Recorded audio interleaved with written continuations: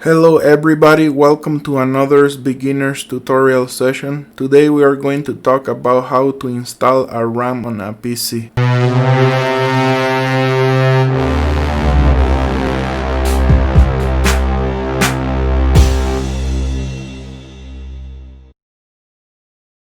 Both of these RAM memory examples have 32 gigabytes in total. This one has RGB and has clock speed of 3200 MHz. But today we are going to install this one that doesn't have RGB but has a higher clock speed of 3600. What I was trying to say is that what you mainly want to look for on a random access memory is the amount of gigabytes that they have and the amount of clock speed measured in megahertz. So before we go ahead and install these beauties on a PC, I have to mention that so far every RAM has a notch like this one right here that needs to be aligned carefully with a notch receptor on the RAM slots. These slots are found on the computer motherboard where you're going to install the RAMs. So here we have the notch receptors on every single slot. This motherboard has slots for 4 RAMs, but we're going to choose the second slot pointing at the CPU to the left and the fourth slot to the right.